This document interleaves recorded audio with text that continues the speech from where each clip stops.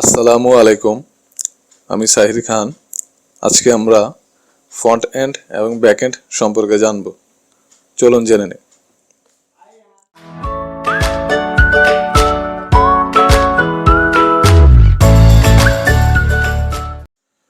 তো front end এবং back end জানার আগে প্রথমে আমরা ফ্লাটার সম্পর্কে জানব।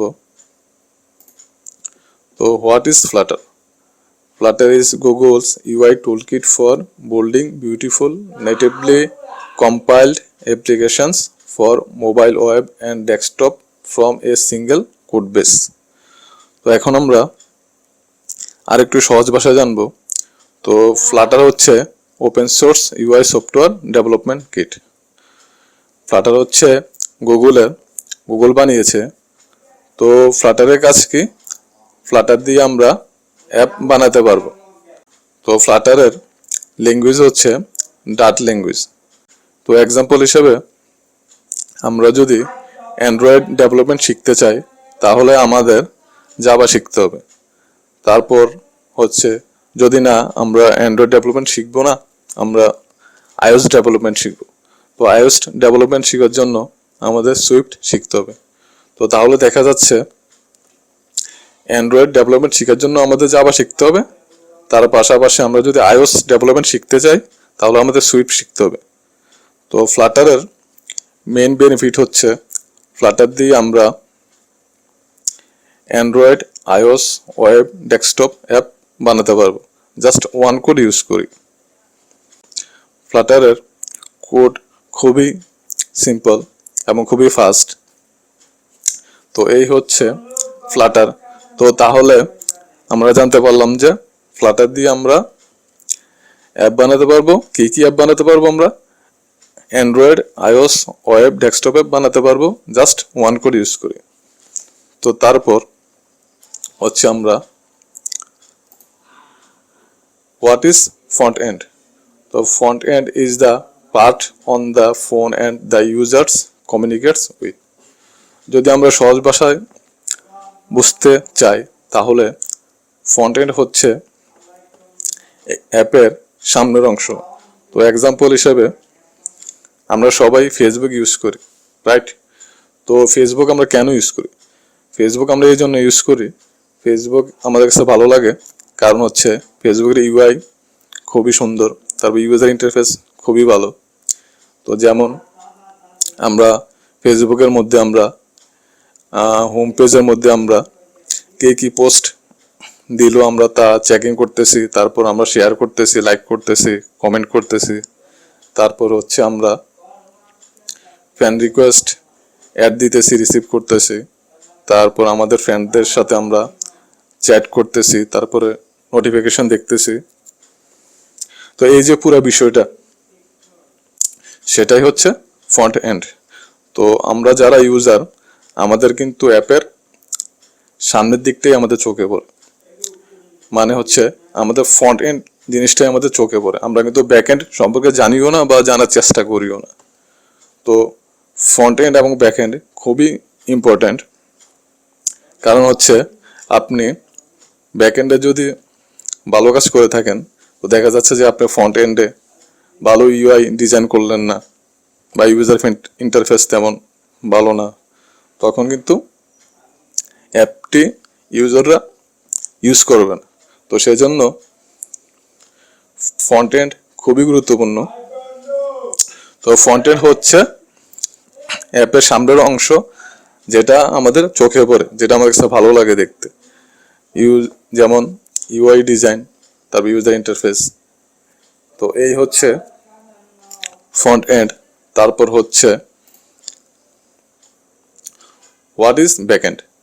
তো backend is the part of the app that performs different processes like user registration, database operations, API, push notifications, authentications, storage, load functions. তো ব্যাকএন্ড কি? ব্যাকএন্ড হচ্ছে আমরা যখন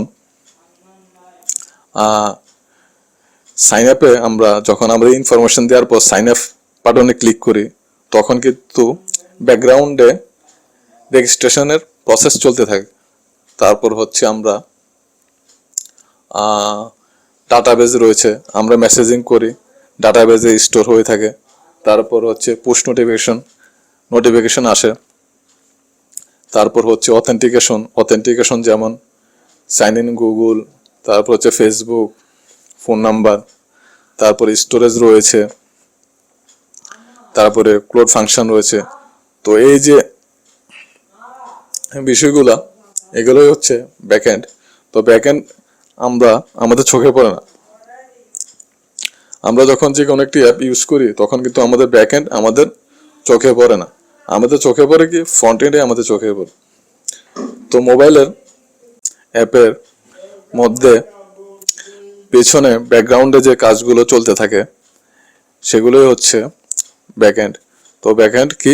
ব্যাকএন্ড হচ্ছে যেমন অথেন্টিকেশন, এপিআই, পোস্ট নোটিফিকেশন, তারপর হচ্ছে স্টোরেজ, ক্লোড ফাংশনস, তারপর রেজিস্ট্রেশনস, এই হচ্ছে ব্যাকএন্ড। তো ব্যাকএন্ডের অনেকগুলো প্ল্যাটফর্ম রয়েছে, তার মধ্যে top 5 BaaS for Flutter. BaaS হচ্ছে ব্যাকএন্ড অ্যাজ এ সার্ভিস।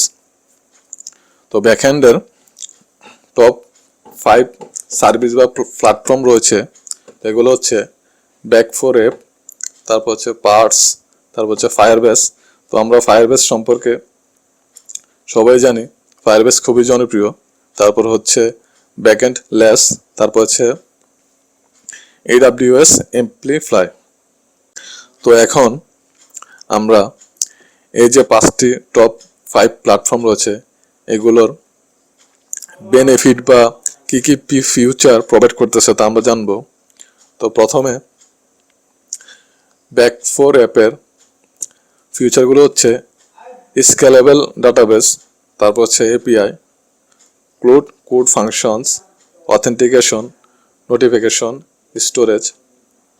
তারপর হচ্ছে পার্টসের ফিচারগুলো হচ্ছে database, API, social logging, automatic emails, notifications. তারপর ফায়ারবেসের হচ্ছে real time database, rest API, authentication, scalable hosting, analytics, তারপর মেশিন লার্নিং, টেস্ট ল্যাব, তারপর স্টোরেজ রয়েছে, ক্লোড ফাংশন রয়েছে।